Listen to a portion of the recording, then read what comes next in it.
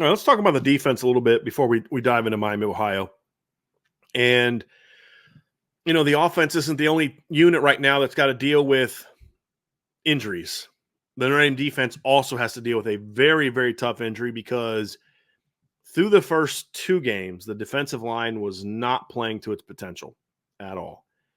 And you're heading into this stretch now where the guy that was probably your best defensive lineman through the first three games is now out. And that is Jordan Botelho. And Notre Dame is going to have to find some answers. And, there's some good news that there are some potential answers there, but you're going to have to have some guys step up. Some guys may have to move around.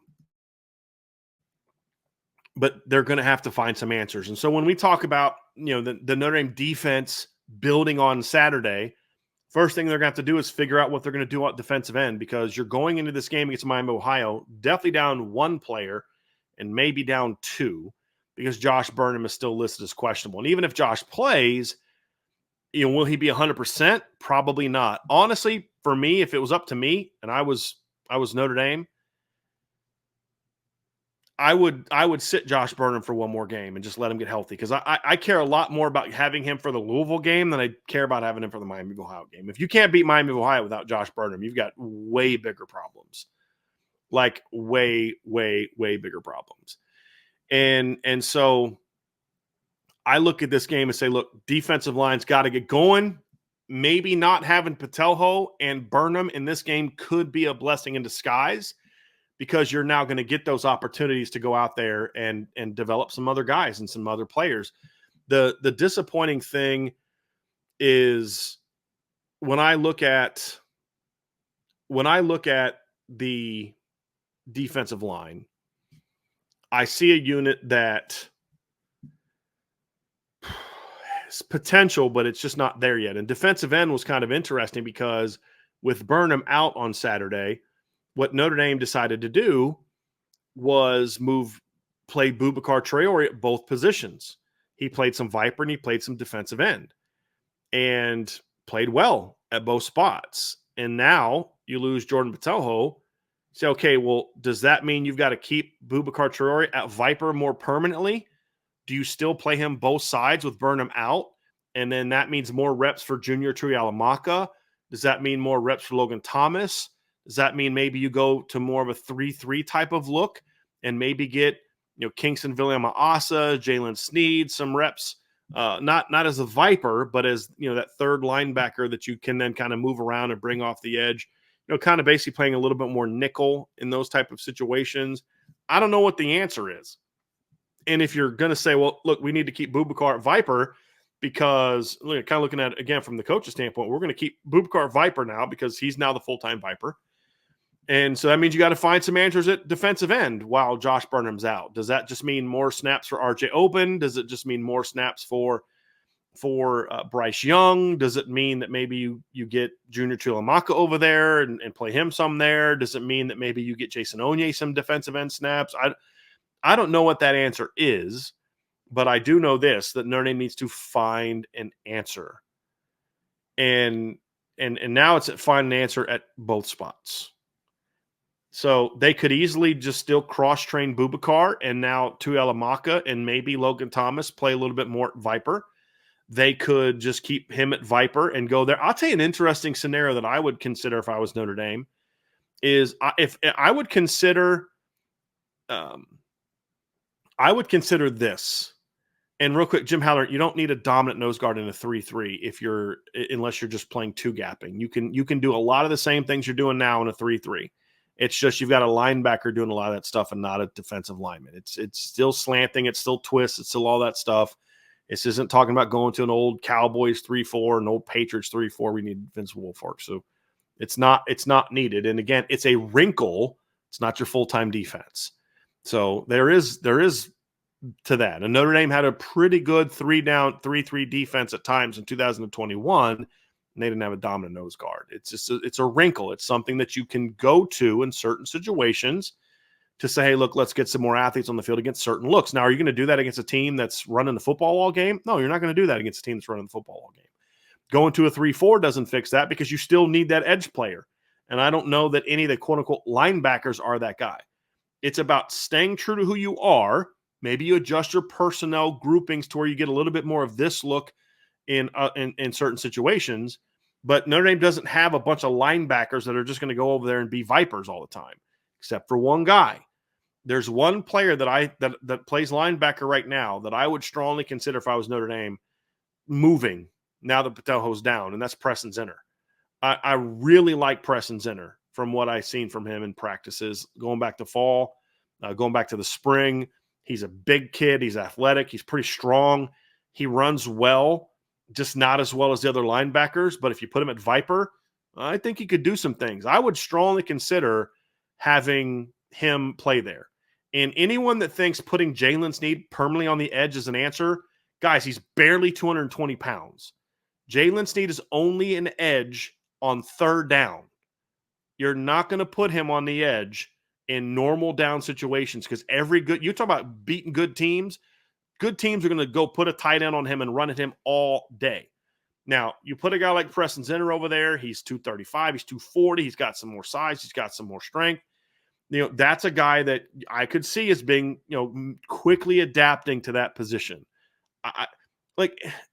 This is kind of where Notre Dame is in certain spots. And it's unfortunate for the specific players, but it's very good for Notre Dame. And what I mean is this, they're in a situation where they've got some guys on the team that in past years would be really good football players and starters or contributors that right now are struggling to get on the field because of just how good they are everywhere else. I mean, that's really where it's at. And you look at a guy like Preston Zinner, I mean, and this is just what I've seen from him in practice, but what I've seen from him in practice, when I watch him run around, when I go watch him do drills, when I watch him strike a bag, when I watch him play linebacker in different periods, I see a guy that, man, I'm like, that guy's a good football. He's like 6'3", he's 240. He can run, he can hit, he's smart. He's just buried on an absolutely loaded linebacker depth chart. And I look at him, I'm like, in 2018, if Preston Zinner was a sophomore or a junior in 2018, or not 2018, excuse me, 2020, he probably starts at linebacker over Shane Simon. I'd be shocked if he wouldn't start over Shane Simon. When you look at Preston Zinner and you think about some of the years where Notre Dame was trotting out certain guys, you're like, a veteran version of Preston Zinner plays over that guy. Heck, a sophomore version of Preston Zinner plays over that guy, even if it's just part of the rotation. But now, unfortunately for Preston, he just happens to be at Notre Dame at a time where they're just loaded there. I would strongly consider that as an option for that Viper position. If they decide not to do that, whatever, they need to find options. But I would consider that. That's the only linebacker that I would consider making a full-time move to that position. And if you're talking about Jalen Sneed, no. It's not happening. Only in pass rushing situations is that going to happen. Same thing with Kingston. There's no need to move Kingston there because he would need to add some weight, and I'm not adding weight on him. There's no need for that. He's your future at inside linebacker. Having him play Viper takes away from that. Not having him playing linebacker takes away from your linebacker rotation, and you can't do that. There are other better options for that position than putting Kingston there, and definitely better than putting a barely 220-pound Jalen Sneed there. Like, that's not happening. There are answers, however, they need to find. And we're going to find out if they can do that and see if they can get that going. Because when I look at this defense, I still view the defensive line as a concern. It hasn't been bad this year. It just hasn't been as good as it needs to be. And that's problematic for me. They really, really need a wake-up moment for Howard Cross and Riley Mills. Really need a wake-up moment. Now, the good news is that this past weekend, we did see Jason Onye break out a little bit. But can he continue that week after week? We need to see. Hopefully he does. But even if Jason Onye plays every week like he did on Saturday, you still need more from Riley Mills and Howard Cross. You have to have, they combined for one tackle. Now, breaking the game down, I think they should, because they didn't have Howard Cross down for a tackle. I watched Howard Cross make a tackle in that game. One. So they should have had two. But the point stands that they're just not getting enough production right now from Howard Cross and Riley Mills. Not even close. And this defense is not going to be the group it's capable of being without that. I'm looking at Notre Dame's stats right now, and Riley Mills in the season has yet to produce a tackle for loss. Howard Cross has produced 2.5. It's been a flashy play here, flashy play there. It's not consistent. It has to be better. Both of them have to be better. And until they do, you're going to have to be there. Jim, I never said that they're going to have a linebacker two gap inside. I have no clue what you're talking about. I said you're not asking them to two gap. So I don't mind you disagreeing with me, but at least disagree with something I actually said. Why would I ask a linebacker to go two gap inside? That makes no sense. That's not what I said. So anyway, looking at this defense, you need those two to get better. You need Jason Onye to build on what he did on Saturday.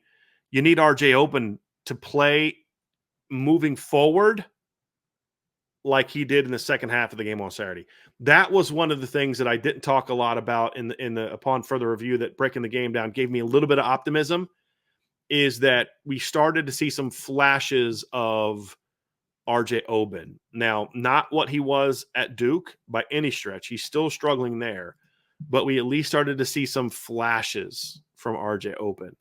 And he did a couple nice things in the run game that I liked. He didn't really do a whole lot in the pass game, but he did some things in the run game that I liked. That's okay. Maybe he's figuring it out. Maybe he understands he's got to play with a little bit more fire and those type of things. I mean, this is a kid that in the last 3 years at Duke had 93 pressures in the last 3 years at Duke, had 14 sacks, had 14 more hits on the quarterback, according to Pro Football Focus, who's yet to record a single pressure in 3 games at Notre Dame. They need, like, you could say, well, maybe he's not as good as we thought he was going to be. Okay, fair. But he's definitely better than this, because we've seen him be better than this, and they need him to get better. And so they're going to have to figure out some answers there. So there's a lot of veteran, 2 6-year seniors and a 5th-year senior that right now at Notre Dame are not playing to their potential. And honestly, that's my biggest concern about the defense right now, is that you've got Xavier Watts is playing like an All-American right now, no question. And Jordan Clark did not play well in the opener. He was okay. Wasn't great. I thought he played solid against Northern Illinois, and I thought he played pretty good on Saturday in limited snaps, because they didn't play a lot in the second half. He's been good. Those two have been good. The rest of the veterans, seniors, 5th years, 6 years, have not played well so far. Jack Kaiser has not played well so far this year. He was a lot better against Purdue, and I'm hoping that that's a sign of things to come. But he didn't play well against Northern Illinois, and he didn't play all that good against Texas A&M either, right? You just don't. And he just didn't. You need him to be better. Howard Cross hasn't been that good. Riley Mills hasn't been that good. RJ Oben hasn't been that good. Rod Hurd's been a little bit disappointing so far as he kind of transitioned to the new position. The young players are really what's fueling this team right now. I mean, Jordan Patelho was pretty good, but he got hurt. But, your young guys are, Benjamin Morrison's had a couple plays here and there, but he's still been very good outside of that. Christian Gray's played great. Don Schuler's played great. The young linebackers are making a ton of plays. Those are the guys that are – Boubacar's been really good. You need to have your veteran players step up, and this is the perfect game for them to do that. That's going to be important. They're going to have to do that. They're going to have to play better. The linebackers are going to have to continue to gain more and more experience.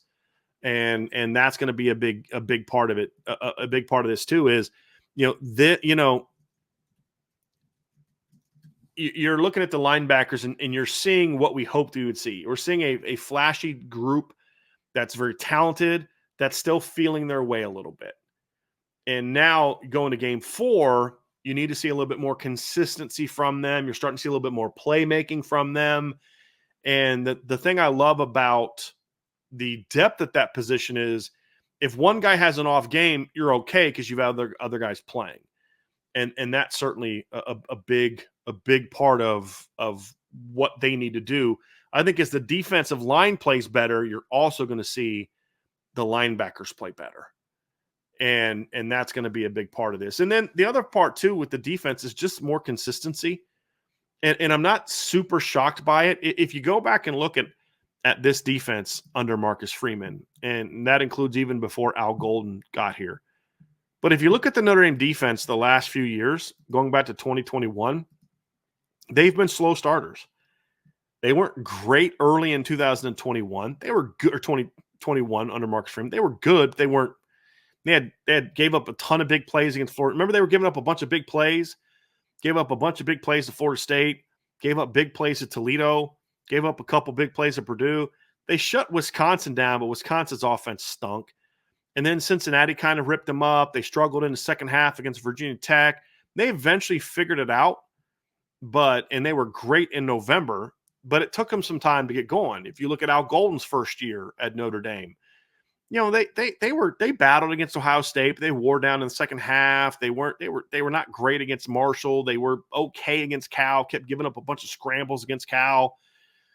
We're giving up a couple big plays to BYU in the run game, and then they kind of started to figure it out around the Stanford game. And they didn't play great against Stanford, but they started playing better against Stanford. But then you started to see, Syracuse and Clemson and Navy and BC where the defense really started to play at a much higher level.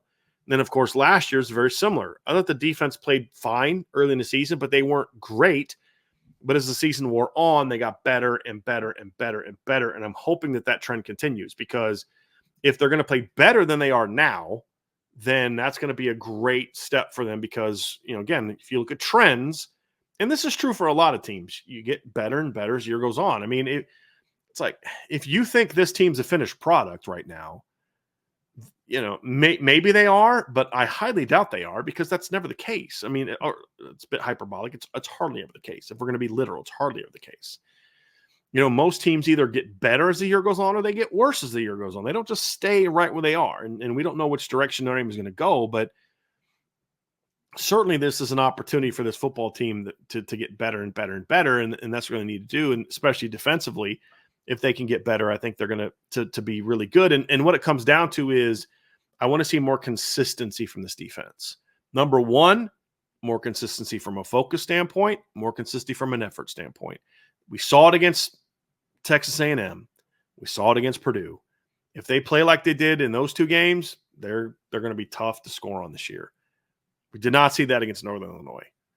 And this team has not earned the right for us to chalk it up as it happens game. They haven't earned that right yet. Georgia has earned that right to say Kentucky game was just an anomaly. They've earned that right because they've done that and they still go on and they're a great football team. Notre Dame hasn't earned that right yet. And I get that. They've got to go out there and kind of earn that right and show us that, hey, look, that game was a one-off. You're never going to see that thing again. That comes from leadership. That's not an Al Golden problem.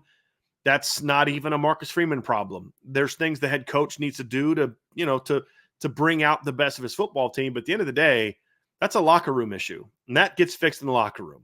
Because I don't care if your head coach says, hey, we're not going to practice on Thursday, Friday, then you make sure that as a leader, you get in the locker room and make sure guys are locked in and ready to go. You make sure that you're spending some extra time in the film room as a unit. You make sure that you come out on Saturday and have your boys ready to play and locked in and focused and ready to play hard. And when they're not, you've got to have the leadership to get them going. We need to find that out. I thought the run defense against Purdue was outstanding, and not just statistically. I mean, obviously they shut Purdue down statistically. They had 38 yards on 25 carries, but I thought it was sound on Saturday as well. That's got to continue, because the run game was not good the first two games of the season. It's got to get a lot better, and hopefully Saturday was a good step and you can build on it. So consistency with your run defense. And then the other part of it, the final piece for me from the defense is, I'm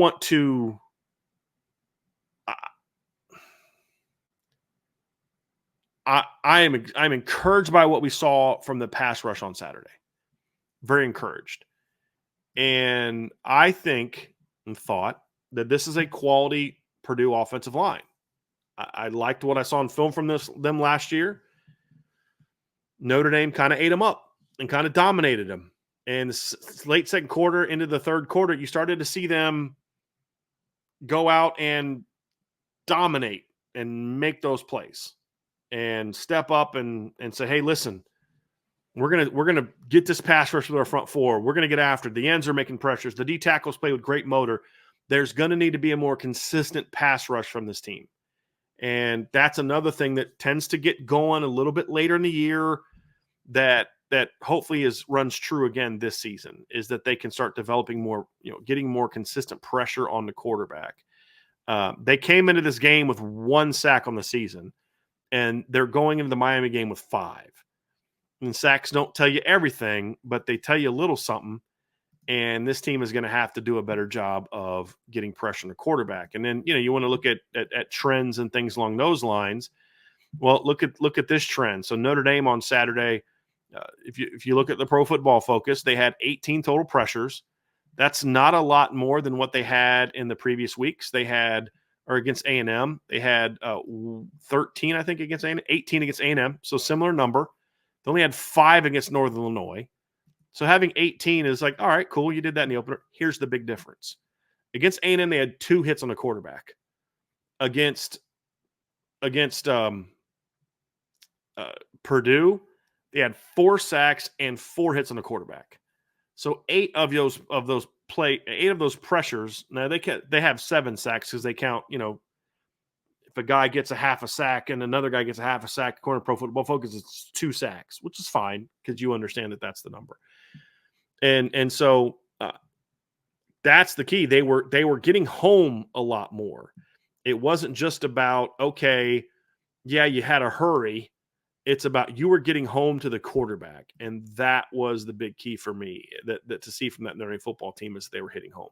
They also had the highest number of run stops on the season than they've had all year. And when you consider that Purdue ran the ball a lot less, it's a good sign. So we started to see steps, but what we need to make sure that we're seeing in this next game is that it's not just a one-off. Can they consistently start to do this? If what we saw against Purdue was a stepping stone, like we talked about the offense, if it was a stepping stone towards playing even better, then okay, now let's roll. Build on that. Let's roll. Let's see you guys get going. And it's the same thing with the offense. Like Saturday was a great step, but it's only a step if you build on it. If you revert or regress in future games, then it was an anomaly. Like right now, we're calling the pass game performance from the offense a stepping stone. But if they don't play well in that regard the next 2 games, then it no longer is a stepping stone. It was an anomaly. You didn't build on it. Same thing with the run defense. Same thing with the pass defense, because the run defense especially is something that they have to be very much locked into. Because listen, I know Louisville hasn't played anybody yet. At least I don't think they have. Jacksonville State doesn't seem like they're as good this year as they have been in past years. They played Austin Peay in the opener. I mean, Jacksonville State's 0-3. They got blown out by Coastal Carolina, blown out by Louisville, and then they lost this past weekend to Eastern Michigan. They're 0-3. They're giving up 47 points a game, okay? But look, here's the deal. I don't care who you're playing. Through 2 games, they're averaging 263 yards per game rushing, and they're averaging 8.2 yards per carry. Their top 3 running backs are averaging 12.8, 13.7, and 8.3 yards per play, per carry. Their number 4 backs averaging 5.4 yards per carry. They have 6 rushing touchdowns, just those 4 guys alone in the first 2 games. They have 8 rushing touchdowns as a team in the first 2 games of the season. So, look, yeah. And guess what? They're also throwing for over 300 yards a game. So you're going to face a very tough test running the football in 2 weeks against Louisville and a team that ran on you last year. So this Miami game needs to be a little bit of a building block game to get to that point and to be able to build up yourself to get to that point in the season. So that's what this is. That again, it's not about Miami as much as it's about building for future success. That's what I want to see this weekend, is building for future success. And if they're not able to get there, then if they have a step back against Miami of Ohio, then I get more concerned about Louisville and teams like that. And, because I just don't believe a team can turn the switch on and off all the time. I think if you get to the point where you're trying to turn that switch on and off, you're going to have some weeks where you do, like they did against Purdue. Maybe they do go a blowout Louisville. There's a chance they could lose to Louisville. I mean, Louisville's capable of beating Notre Dame's B game. They are. If they bring their A game and you bring your B game, you might get beat by Louisville. There's no doubt. And that's true for a couple other teams in the schedule. Maybe they beat Louisville and then they lay an egg against Stanford or lay a game against Georgia Tech. I mean, those are all tough parts of it. And so I want to see Notre Dame go out and build on that success they had last weekend, offensively and defensively, and see them say, okay, we're going to shut Miami of Ohio down. You guys, I'm going to go over the numbers tomorrow. It's a mismatch, even as bad as Notre Dame's run defense was last week, and as spotty as it was against Texas A&M, it's still way better than what Miami Ohio State's offense has been. I mean, they're averaging right now, Miami of Ohio right now, I should say, is averaging. I don't know that they're even at 100 yards rushing on the season. Yeah, they've only rushed for 64 yards total in their first 2 games. It's not good. So I want to see you locked in and dominate it, right? I want to see the pass rush dominate. It's an older Miami of Ohio line. It's a Miami of Ohio that's pretty big. It's not a very athletic or very mobile offensive line. If this defensive line is locked in and focused, then they're going to dominate. And that's what I want to see. So those are the things that I look at as building blocks for Notre Dame against Miami of Ohio. So we're going to get to just a brief overview of the Red Hawks here next, and we'll have a much more thorough breakdown of them tomorrow. But before we do, folks, hit that like button, hit the subscribe button, hit the notification bell, share this podcast, give us a 5-star review, and of course, sign up for the message boards at boards.irishbreakdown.com.